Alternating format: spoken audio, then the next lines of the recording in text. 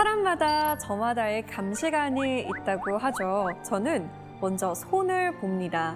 화장기는 없지만 화려한 매니큐어를 바른 손이 있고요. 얼굴은 고운데 손이 거친 이도 있고요. 또 하루 종일 고무장갑을 끼고 일을 하는 손도 있습니다. 손의 표정을 읽고 난 후에 그 손의 임자를 바라보면서 인생을 가늠해 보곤 하는데요. 요즘 뉴스를 보도할 때 가끔 소름이 끼칠 때가 있습니다. 분명 나와 다를 바 없어 보이는 사람인데 그 사람이 끔찍한 범죄자다라는 생각이 들 때는요. 자, 그런데 여기 범죄 현장을 분석해서 범인의 습관, 나이, 성격, 직업, 범죄 수법을 추론해서 범인을 찾아내는 이가 있습니다. 범죄 읽어내는 프로파일러 김경옥 박사를 지금 만나봅니다.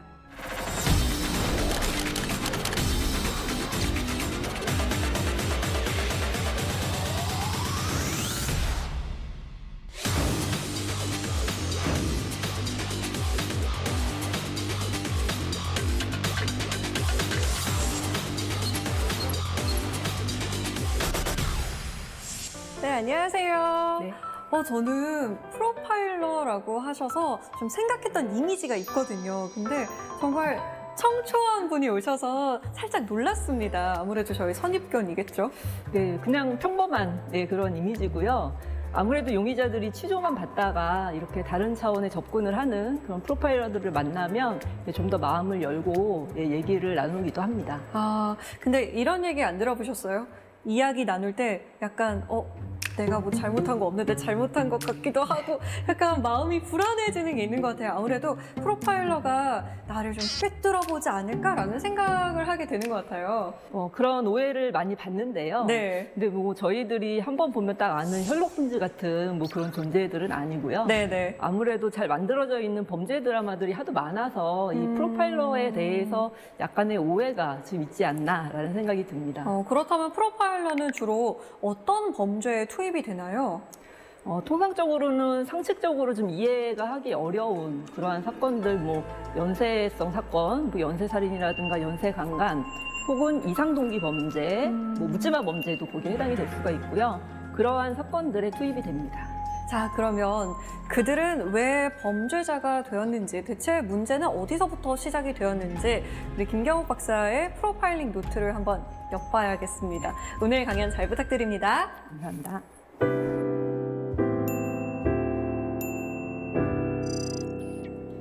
안녕하세요. 김경옥이라고 합니다. 제가 오늘 말씀드릴 주제는 크리미널 프로파일링이라고 하는 범죄 수사 기법입니다.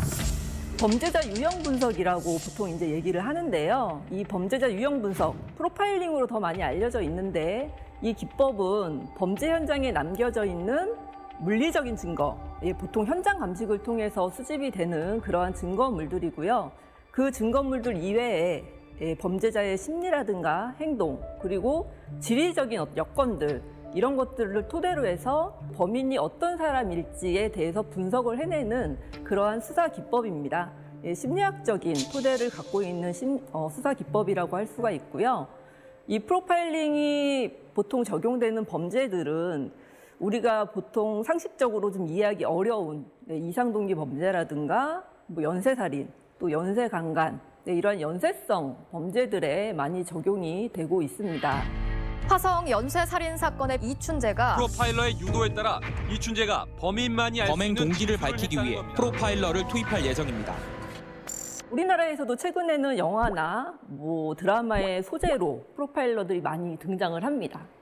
근데 이 프로파일러에 대해서 약간 너무 요즘 전지전능한 존재 같은 그러한 오해들이 많이 좀 생기게 되는데, 뭐 크리미널 마인드나 이런 것들을 보면은 사건이 발생하고 그 사건을 분석하고 사건 현장에서 범죄자의 심리와 행동을 읽어내고 또 그것을 토대로 해서 범인을 검거까지 하죠.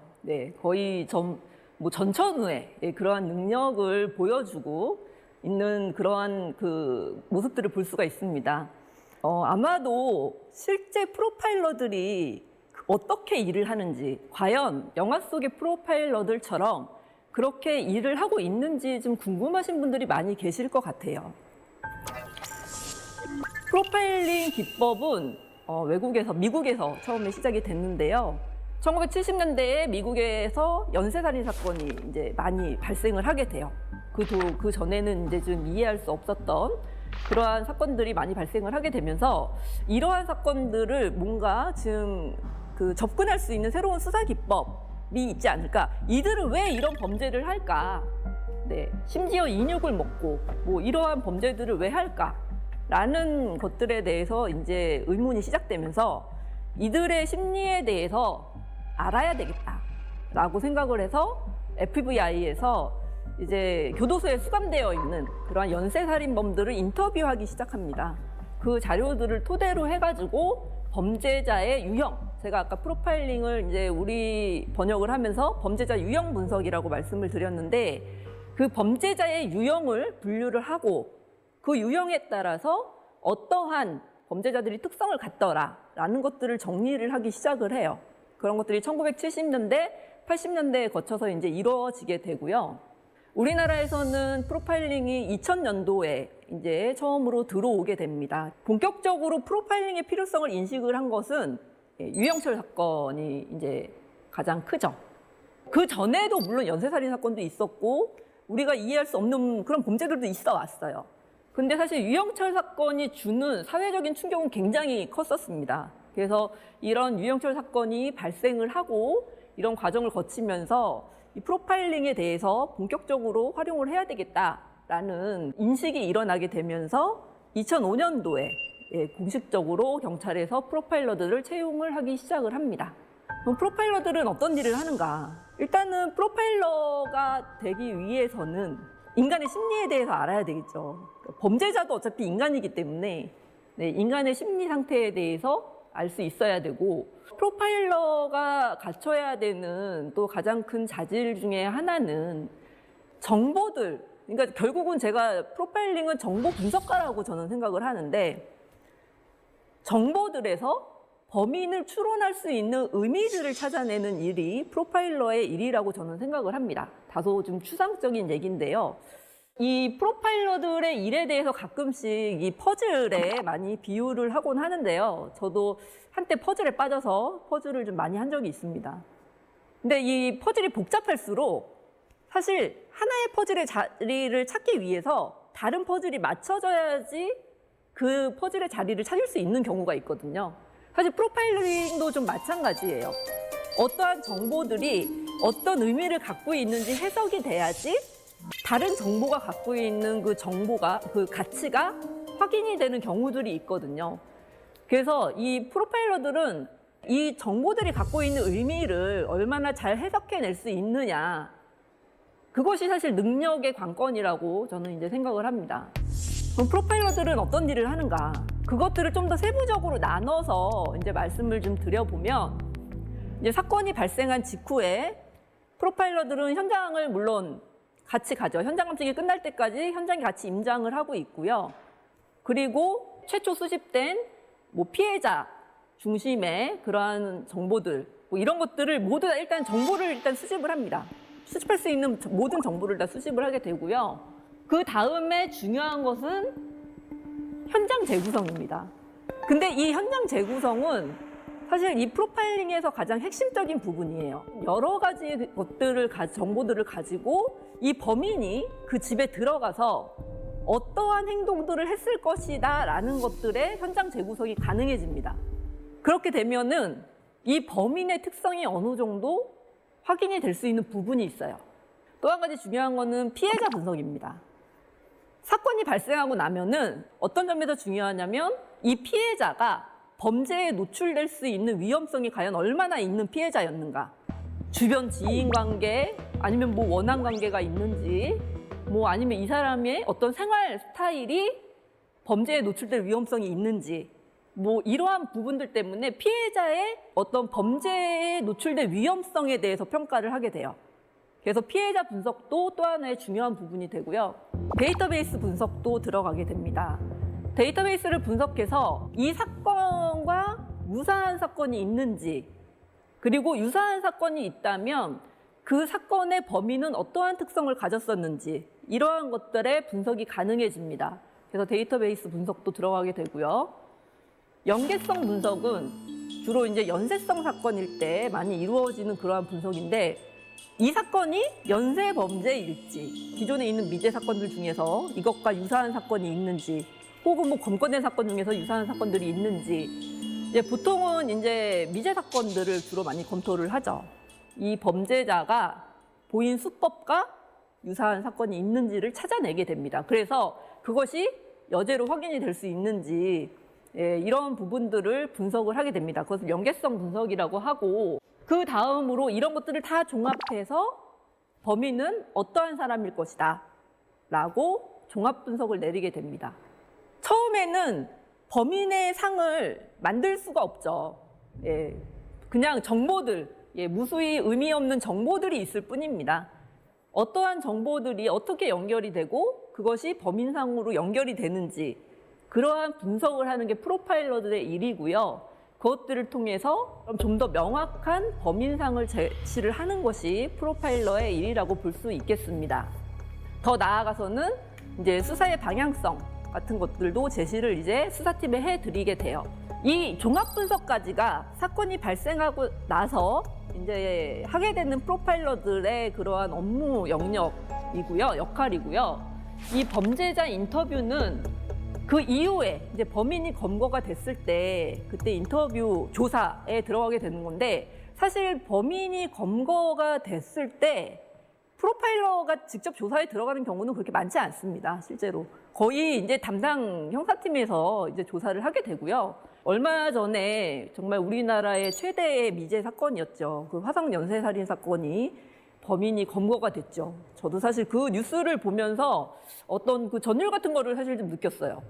그 사건은 언젠가 정말 프로파일러들에게는 정말 숙제와 같은 그러한 사건이라고 생각을 했거든요. 그래서 이 사건은 프로파일러들이 정말 관심을 가져야 되는 사건이지 않을까라는 생각을 이제 늘 했었는데, 결국은 이제 다른 루트를 통해서 범인이 이제 검거가 됐는데, 그 과정에서 이제 프로파일러가 투입이 되고, 그리고 여죄를 이렇게 확인해내는 과정에서 중요한 역할을 했다라는 것을 저도 이제 뉴스를 통해서 확인을 이제 했습니다.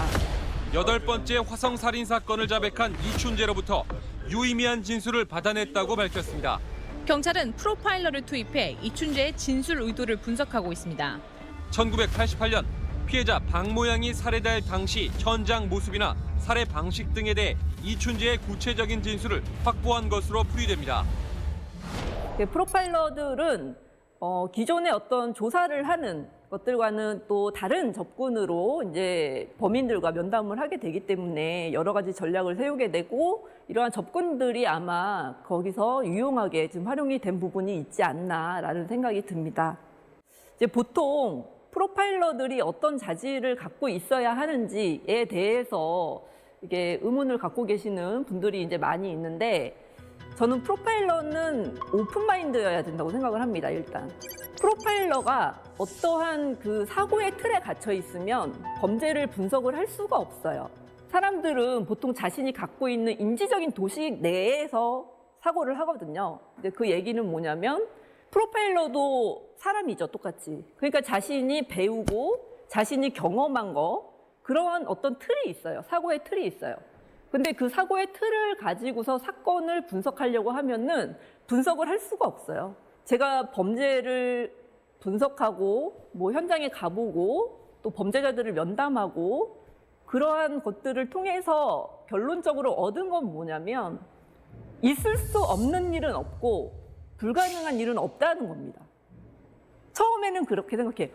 이거는 이런 가설은 안 되지 않을까? 왜냐하면 현장은 이러이러하니까 그건 아닐 거야 라고 이제 어떤 예단을 갖게 되는데, 범인을 잡고 나면 그 예단이 맞는 경우들이 있어요.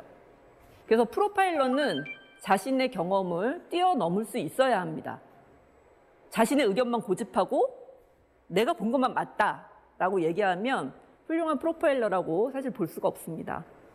네, 이제는 제가 사건 파일에 대해서 이제 사건 파일을 열고 사건을 말씀드리려고 하는데요.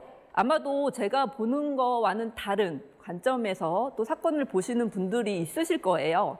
그렇다면은 중요한 거는 그러한 생각이 과연 현장에서 얻어진 증거로 설명이 되는지, 논리적인 근거를 갖는지 네, 이런 부분들을 한번 생각을 좀 해보시면서 보시면 좋을 것 같습니다. 네, 첫 번째 사건, 이제 방이 2개가 있고요. 안방과 작은 방이 있습니다. 방에서 부부가 취침 중이고 또 2 자녀도 작은 방에서 취침 중입니다. 현관문은 잠겨 있고요. 베란다에는 거실 창문이 있습니다. 자녀들이 자고 있는 방 책상 위에는 이제 가방이라든가 지갑 이런 것들이 놓여져 있어요. 한 자정 전후에 온 가족이 잠자리에 들게 되었습니다. 네, 그날 밤에 어떤 일이 이 집안에 있었을까요?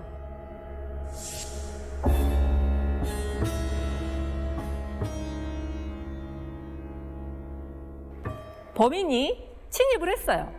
침입을 해서 작은 방에 있는 2 자녀들을 살해를 했습니다. 예, 부부는 화재로 인해서 이제 잠에서 깨어났고 작은 방에 가가지고 아이들을 깨웠으나 아이들이 움직이지 않고 그래서 불길이 거세져서 이제 밖으로 나오게 됩니다. 가상의 사건으로 간단하게 구성을 했는데 이러한 정보들을 나중에 분석으로 연결을 시켜서 이 범죄가 어떤 동기를 갖는지, 이 범인이 목적은 뭐였을지, 범인은 어떤 범죄의 유형일지 이러한 부분들을 추정을 해내는 것이 프로파일러의 이제 할 일이 되겠습니다. 한번 생각을 해보셨으면 좋겠습니다.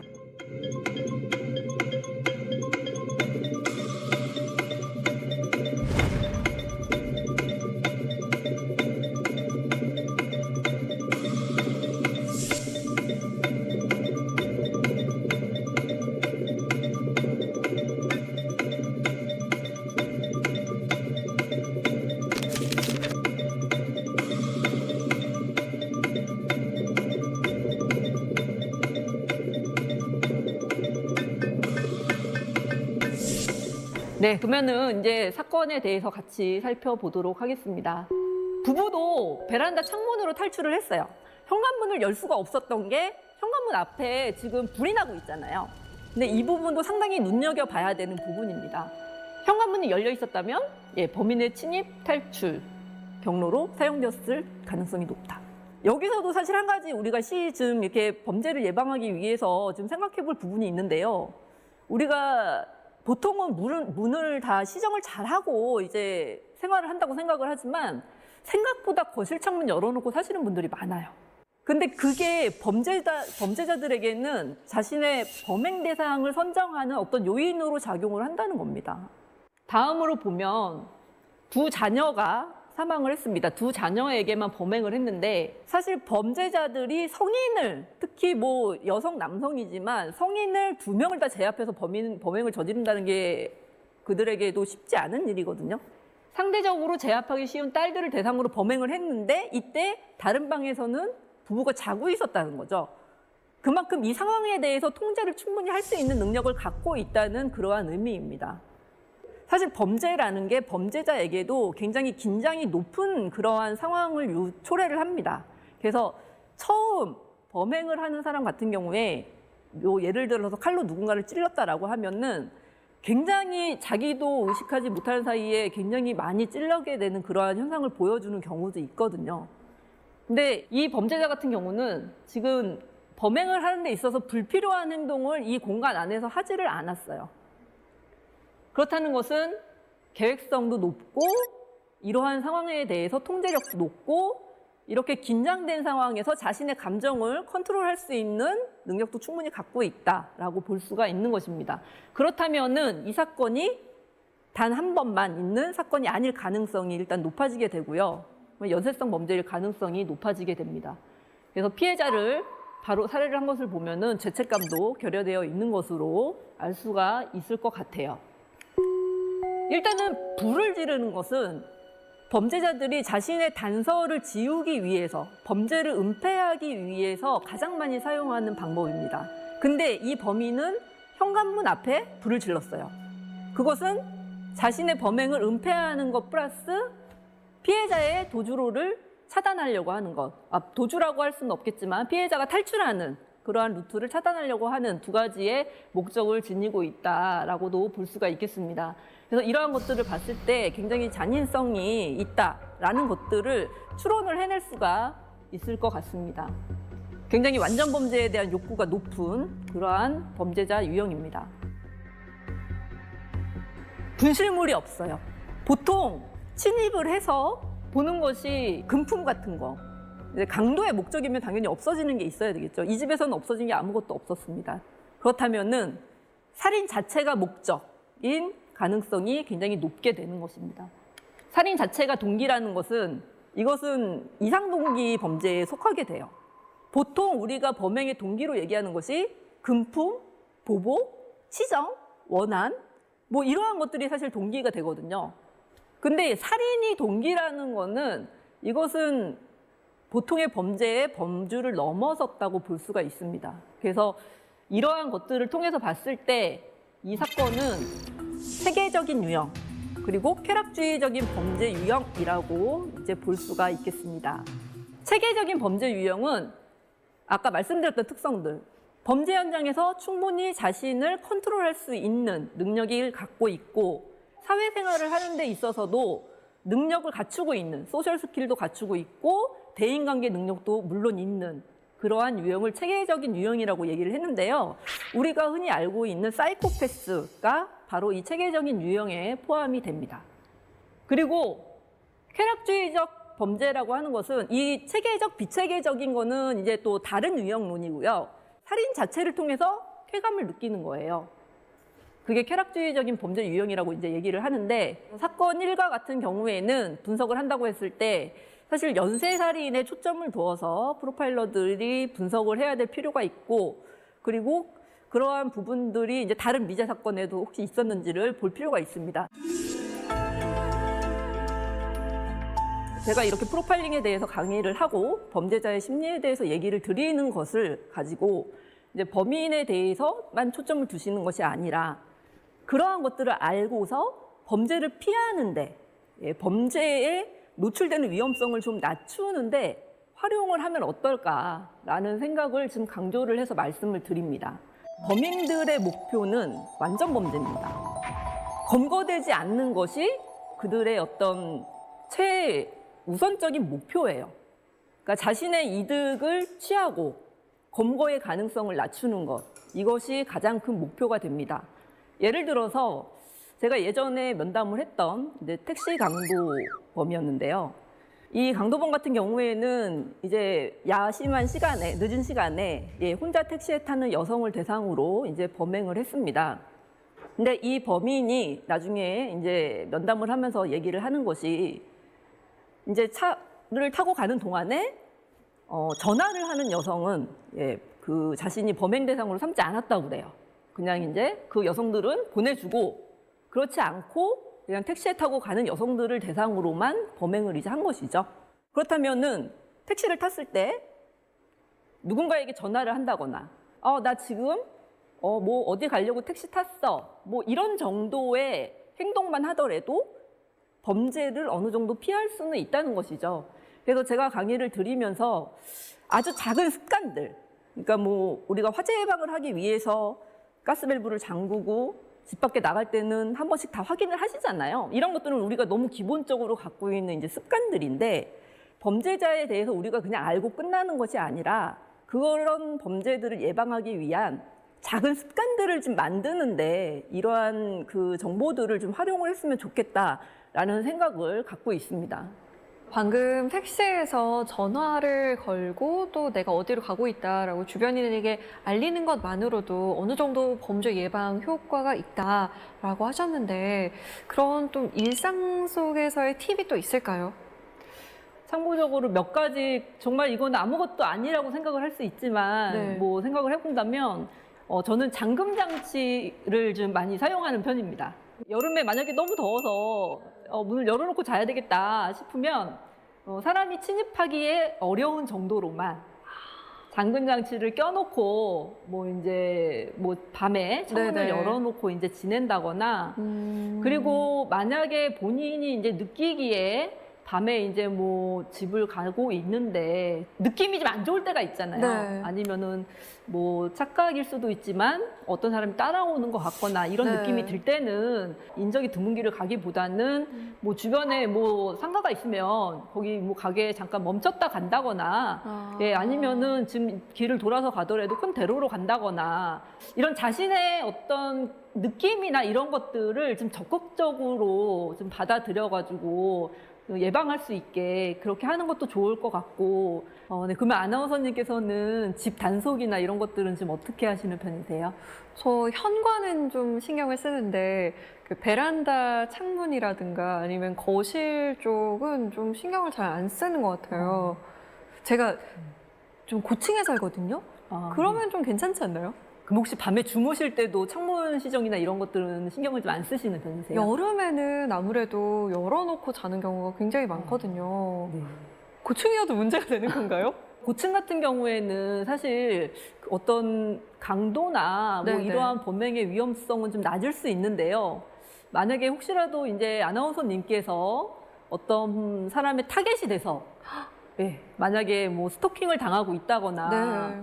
뭐 그러한 대상이 되고 있다면 이제 그 범인이 이제 뭐 아나운서님 집에 이제 가기 위해서 어떤 위험을 감수하고도 사실 침입을 할 수 있는 여지는 있을 수 있을 것 같습니다. 고층에 살아도 주의를 해야 하는군요. 네, 항상 신경을 쓰는 게 좋을 것 같아요. 그러니까 전혀 이 범죄라는 게 이제 어떤 상황에서 어떻게 일어날지를 가늠할 수가 없기 때문에 물론 그것 때문에 너무 불안해하실 필요는 없지만 예, 이제 여름철 같은 때 이제 주무실 때는 조금 주의를 기울이시는 것도 나쁘지는 않을 것 같습니다. 근데 사실은 우리가 일상에서 하는 행동들인데 그런 것들이 설마 뭐 안 해도 되겠지라는 그런 생각으로 그냥 넘어가다가 범죄의 피해를 당하게 되는 경우들이 있는 거거든요. 네. 그래서 이미 하시고 있는 행동들이 있다면 예, 그런 것들을 좀 더 적극적으로 습관화하는 예, 그러한 태도를 좀 가지시는 게 좋을 것 같습니다.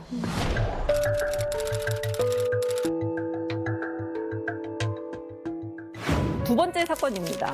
공원이에요. 예, 공원이고 일요일 오후 이 공원에는 많은 사람들이 나와서 휴일에 어떤 여가를 즐기고 있었습니다. 피해자는 공원을 통과해서 집으로 가는 중이었어요. 집으로 가고 있는 중이었는데 여기서 이제 사건이 발생을 하게 됩니다. 그 골목 내에서 칼로 이제 상해를 입고 그리고 피해자는 사망을 하였습니다. 이 사건은 사실 현장 감식을 나가서 수집할 수 있는 증거가 없어요. 피해자가 있었던 곳에 혈흔이 그냥 흘려져 있는 것 외에는 수집할 수 있는 증거가 없습니다. 그럼에도 불구하고 현장 감식 요원들은 주변에서 혹시 범인의 것으로 추정할 수 있는 물건이 있을지 그런 것들을 굉장히 정교하게 주변을 탐문을 합니다. 특히 범인들 같은 경우에 이제 범행을 하고 이제 범행 도구를 주변에 버리는 경우들이 있어요. 그 뭐 칼 같은 것들을 버리는 경우들이 있기 때문에 예, 굉장히 디테일하게 감식을 하지만 사실 이런 사건 같은 경우에는 정보 어떤 그 현장 감식을 통해서 얻을 수 있는 게 없습니다. 공원에 그렇게 많은 사람들이 있었어도 공원에서 뭔가를 목격한 사람은 없어요. 단 CCTV가 작동하고 있었다는 건 그나마 다행이죠. 한 명의 남자가 골목 반대로 뛰어나오는 모습이 촬영이 됐습니다. 근데 얼굴이 안 찍혀요. 정말 애석하게도 그러니까 이 사건은 다른 증거가 없어요. 그렇다면은 이 사건을 어떻게 분석해야 될까요?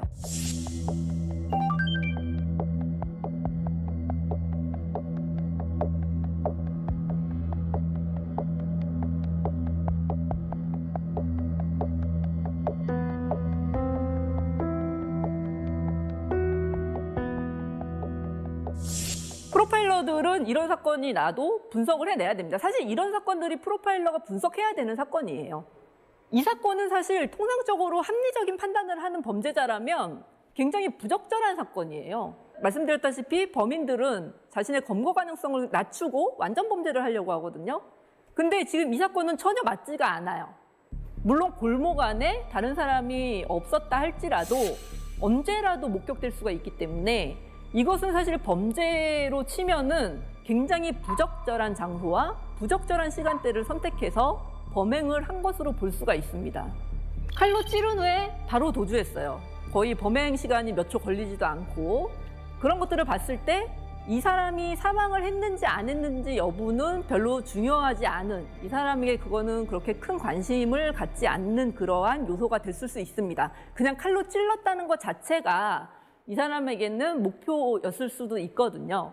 그래서 이러한 부분들을 고려를 해봤을 때 일단 살인 자체가 동기일 가능성은 높아요. 물론 원한 관계일 수도 있습니다. 이 사건은 어떤 부적절한 시간대와 장소에도 불구하고 굳이 피해자를 쫓아가서 살해를 했다면 이것은 어떤 원한 관계에 의해서 범행을 한 것이 아닐까라고 생각이 들 수도 있지만, 근데 그러기에는 너무 다른 여건들이 노출이 될 가능성이 높아요.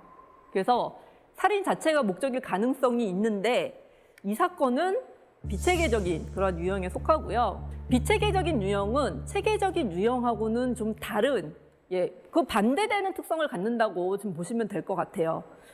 그래서 비체계적인 범죄자들은 사회적으로도 소셜 스킬이 좀 부족하고 직업도 좀 불안정하고 사람들과 잘 어울리지 못하고 지금 어떤 사회적인 그런 위치가 낮고 이러한 특성들을 보이는 사람들을 비체계적인 유형이다라고 이제 얘기를 합니다. 그래서 이 두 번째 사건 같은 경우에는 사실 정신질환을 가지고 있을 가능성도 좀 생각해 볼 여지가 있어요. 또 대부분의 묻지마 범죄가 이런 양상을 보이면서 일어날 수도 있습니다. 묻지마 범죄의 정의는 보통 보면 피해자와 가해자 간에 아무 관계가 없고, 그리고 외견상 봤을 때 그 동기가 명확하지 않은 경우, 불명확한 경우, 이러한 경우를 묻지마 범죄라고 이제 얘기를 하는데요. 이 사건 같은 경우에도, 제가 지금 말씀드린 사건 같은 경우에도 외견상 봤을 때는 아무런 동기를 찾을 수가 없어요. 그냥 한 남자가 지나가는 여성을 칼로 찔러서 이제 살해를 한 거예요. 근데 정말 안타까운 것은 단지 그 피해자는 그때 거기를 지나가고 있었던 죄밖에 없다는 거예요. 이분은 범죄를 당할 아무런 이유가 없는 그러한 피해자라는 거죠. 그냥 공원을 지나가다 골목을 들어갔는데 갑자기 쫓아와가지고 칼로 찌르는데 그거를 무슨 수로 막겠어요. 그러니까 이런 묻지마 범죄 같은 경우에는 뭐 우리가 막 길을 다니면서 주변을 두리번덩거리면서 다닐 수는 없잖아요. 근데 이것에 대해서는 저는 좀 더 사회적인 측면에서 좀 접근할 필요가 있다고 봅니다. 지금 묻지마 범죄가 점점 많아지거든요. 제가 봤을 때는 점점 더 많아질 것 같아요. 왜냐하면 사회적으로 불만을 갖고 있는 사람들이 그만큼 많아지고 있기 때문에, 그리고 개인 내적으로 그런 분노나 이런 것들을 적절한 방식으로 풀어내지 못하는 사람들이 점점 많아지고 있기 때문에 관련된 전문가들이나 정부적인 차원에서 고민을 해서 좀 사회를 좀 안전하게 만들 수 있게 해야 되지 않을까 사실 싶습니다. 이제 강연을 좀 마무리 지으면서 제가 바라본 최근의 어떤 범죄들에 대해서 말씀을 좀 드리고 마무리를 지어볼까 합니다. 요즘에 게임 하시는 분들 참 많으시죠. 요즘에 게임 광고도 보면은 정말 하고 싶을 수밖에 없게 만들더라고요, 게임을. 게임을 해서 건전한 취미로 활용을 하는 것은 저는 굉장히 좋다고 생각해요. 근데 문제는 그 게임을 통해서 얻어진 어떤 폭력성에 대한 둔감함, 게임 속의 자아와 현실의 내가 혼동을 일으켜가지고 게임 속에서 나는 되게 전지전능한 존재예요. 근데 나는 현실에서도 전지전능하고 싶어요. 그러면 사람을 죽여야지. 아니면 나가서 폭력을 해야지. 이런 식으로 가상세계에서의 자아가 연결이 되는 경우가 있습니다. 그러한 것들이 범죄로 이어질 수도 있다라는 부분에 지금 우리가 관심을 기울일 필요가 있다고 보여집니다. 그리고 이제 사이버 공간에서 일어나는 범죄들 요즘에 증가하고 있죠. 요즘에 소위 사이버 성착취 범죄, N번방 사건이라고 하는 것도 지금 굉장히 많은 논란을 야기를 하고 있는 사건인데요.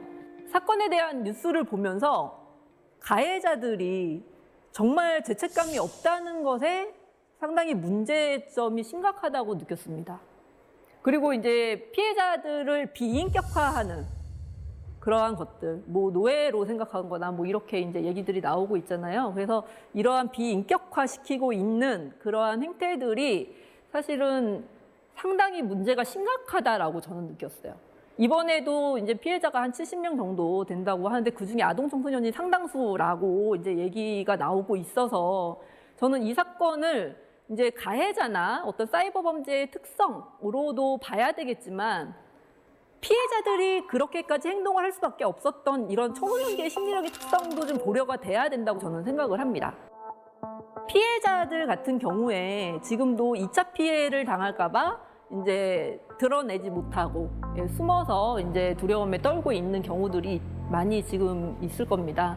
아니나 다를까 지금 뭐 거기에 올라온 영상들을 재공유하는 가해자들이 재공유한다라는 것들도 지금 보도가 사실 되고 있어요. 근데 왜 피해자들이 왜 그러면 시키는 대로 했을까? 그것을 가지고 또 가해자들은 또 얘기를 하죠. 그러면 왜 시키는 대로 했어? 네가 그러면은 할 수 있어서 그렇게 된 거 아니야? 라고 얘기를 하겠죠.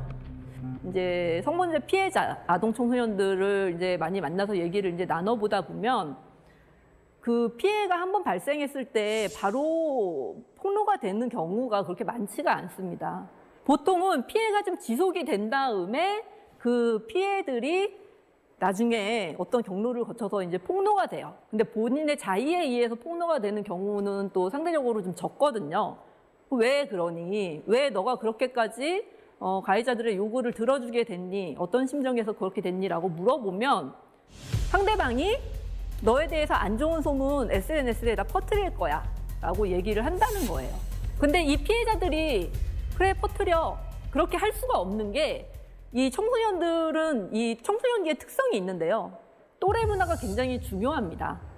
제가 만나봤을 때 이 또래들한테 자기가 어떻게 인식되는지를 굉장히 중요하게 생각해요. 또래 문화가 있고 그리고 자신의 일은 가급적이면은 자기가 처리하려고 하는 그러한 경향을 보이고 있어요. 뭐 부모님한테 의지하려고 하질 않아요. 잘 문제가 생겼을 때. 그리고 또 한 가지는 약간 흑백 논리의 극단적인 사고도 좀 가지고 있어요.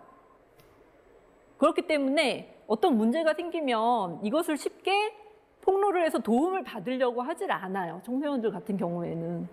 거의 이 친구들에게 가해자가 SNS에 너가 한 거 퍼뜨릴 거야 라는 것은 이 피해자들에게는 거의 사이버상의 사형 선고라고까지 볼 수가 있습니다. 아직까지 이제 재판 과정에서 성범죄 재판 과정에서 보면 청소년들은 거의 합리적인 사고가 가능한 존재로 지금 이렇게 많이들 다루려고 하시는 경향이 있어요. 근데 청소년들은 자신이 행동을 하고 그 행동의 결과가 어떤 것들을 초래할지 그런 것까지 다 통합적으로 사고를 해서 아직 판단하기에는 미숙한 존재거든요. 그러니까 청소년이기도 하고. 그래서 이번 사건에서 이제 피해자들에게 물론 2차 피해를 가하면 안 되지만 이 피해자들이 그렇게 할 수밖에 없었던 심리 상태라든가 또 그들이 처했던 상황들 이런 것들이 좀 적극적으로 반영이 돼서 좀 이해가 돼야 되지 않을까라는 생각에서 마지막으로 좀 말씀을 드려봤습니다. 네, 그래서 저는 3가지만 말씀을 드리고 이제 강연을 마칠까 합니다. 혼자 해결하려고 하지 말자. 나는 아닐 거야. 설마 혹시라는 그러한 생각을 버리자. 범죄에 대해 아는 만큼 피할 수 있다. 네, 이 3가지를 좀 강조해서 말씀을 드리고 싶어요. 물론 정부와 전문가가 사회를 안전하게 만드는 것은 이제 그들의 몫이지만 내 자신을 스스로 내가 지킨다라는 생각도 이제는 가져야 할 때가 아닌가라는 생각을 합니다. 네, 이상으로 제 강연을 마치겠습니다.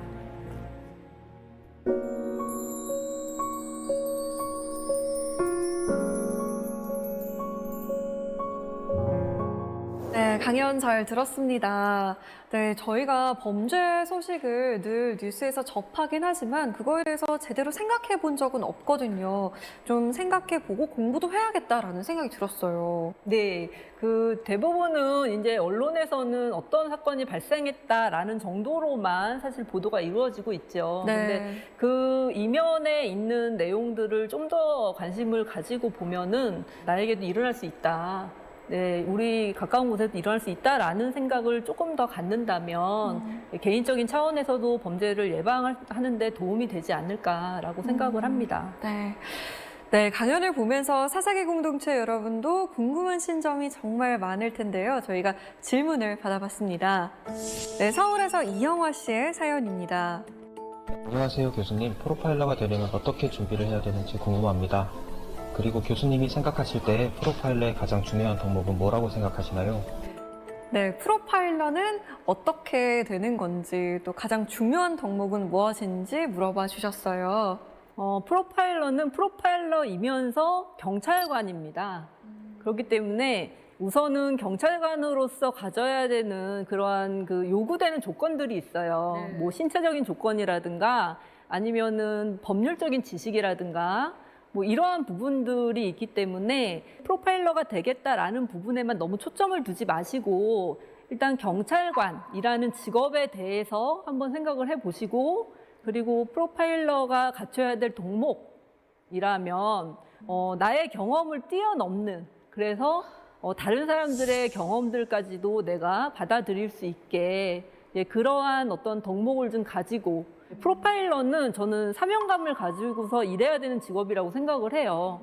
모든 경찰관들이 다 사명감을 가지고 일을 하시지만 프로파일러 같은 경우에는 단지 그냥 내가 직업, 그냥 일종의 직업만으로 생각하기보다는 범인의 검거에 일조를 해서 정말 억울하게 돌아가신 피해자들, 지금 원한을 풀어준다. 어떻게 보면은 달래줄 수 있는 그러한 사명감은 가지고 프로파일러가 되셨으면 좋겠습니다. 자, 두 번째 사연은 서울에서 임나윤 씨가 보내주셨습니다. 저도 사람들을 상담해주고 치료해주는 직업인데요. 사람의 마음을 여는 일이 쉽지는 않습니다. 프로파일러와 범죄자가 기싸움을 한다던데 범인의 마음을 여는 특별한 노하우가 있나요? 프로파일러들이 만나는 사람들은 범죄자잖아요. 사실은 일반적으로 만나서 대화하는 것이나 아니면 상담적인 치료 과정에서 만나는 대상자들하고는 사실 다릅니다. 그 사람들은 어찌됐든지 면담이든 조사 과정에서 본인에게 불리하게 될 얘기들은 안 하는 그러한 뭐 특성들이 있기 때문에 사실 그 마음을 열고서 정말 모든 얘기를 듣는 거를 일단은 기대하고 들어가기는 어렵고요. 근데 그럼에도 불구하고 이제 범죄자들과 그래도 대화를 나누는 어떤 접근 방법은 기본적으로는 그 범인과 면담을 하러 방을 들어가는 순간에 저 사람은 범죄자가 아니다. 사람이다. 네. 이러한 생각을 가지고 들어가서 이제 인격적인 존재로 대우를 하는 거죠. 범죄자들도 자신이 하고 싶은 얘기가 있거든요. 그래서 그러한 부분들을 이제 잘 들어주고 인격적인 존재로 대하면서 대화를 이끌어가는 것, 그것이지 않나 싶습니다. 근데 가끔은 막 분노가 막 휘몰아쳐서 통제하기도 어려울 때도 있을 것 같아요. 아, 그렇죠. 굉장히 면담을 하다 보면 양면적인 감정을 스스로 느낄 때도 있습니다. 왜냐하면은 면담을 하다 보면 범인이 뻔히 거짓말을 하고 있는 것이 느껴지거나 이제 본인한테 유리하게만 얘기를 한다는 것이 느껴질 때도 있거든요. 근데 이거 뭐 말씀드렸다시피 어떤 일반적인 대화 과정은 아니잖아요. 상대방은 범죄자고 저는 프로파일러고 그렇기 때문에 사실 목적성이 있는 인터뷰입니다. 목적성이 있는 면담이 되고요. 그래서 그럴 때도 이제 어찌됐든 그 사람이 얘기하는 거를 들어야 되기 때문에 그 사람의 얘기를 존중하면서 이제 듣게 되죠. 자, 다음 사연은 대전에서 김진태 씨의 사연입니다. 범인을 잡고 나서 최종 형량이 너무 낮게 선고되면 허탈하고 회의감이 들 것 같은데 어떤 때 자신의 일에 회의감을 느끼시나요?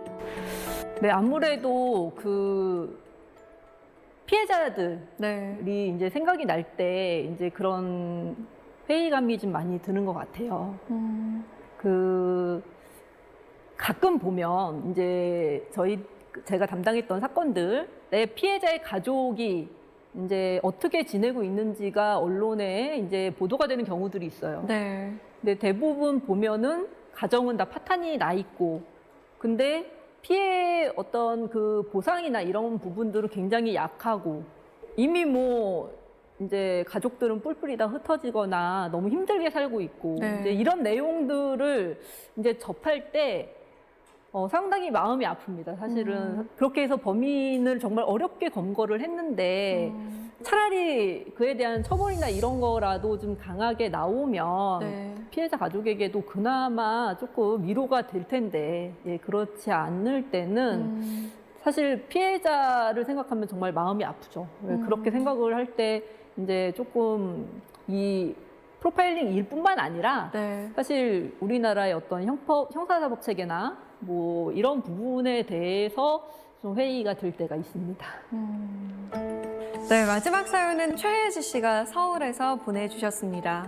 가끔 방송에서 강력범죄를 다룰 때 범죄 수법을 지나치게 자세히 묘사하거나 자극적으로 다루는 것을 볼 수 있는데, 교수님은 그런 강력범죄를 다루는 언론에 대해 어떻게 생각하세요? 이 질문은 저도 약간 따끔한데요. 어떻게 생각하시나요? 저는 범죄를 다루고 범죄자에 대해서 연구하는 사람으로서, 예, 상당히 우려되는 부분이 많이 있습니다. 왜냐면은 실제로 어떤 영화라든가 아니면은 언론에서 본 내용을 가지고 모방 범죄를 하는 경우들이 있거든요. 네. 범죄 현장에 뭐 밀가루를 뿌리고, 예, 영화에서 본 것대로 하는 경우들도 이제 있고요. 네.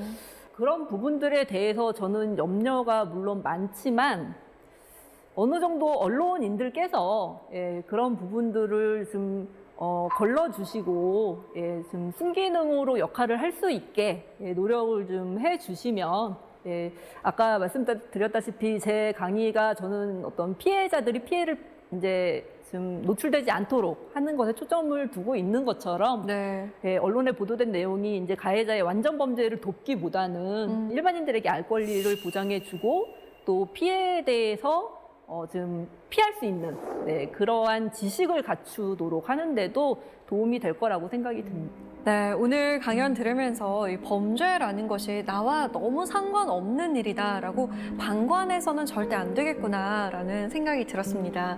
오늘 강연 정말 감사합니다. 감사합니다.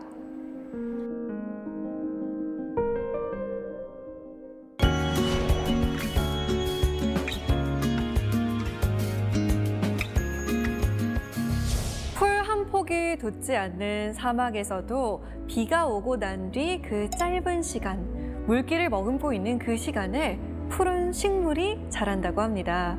사막이 온통 에메랄드 빛으로 변하는 그 기적 같은 장면은 정말 운이 좋은 나그네만 볼 수 있다고 하는데요. 마른 땅이 물기를 머금는 그 시간이 우리에게도 필요한 것 아닐까요? 사세계 공동체 스미다도 그 사막 같은 일상의 희망이 되길 바라봅니다. 저희는 다음 시간에 찾아오겠습니다.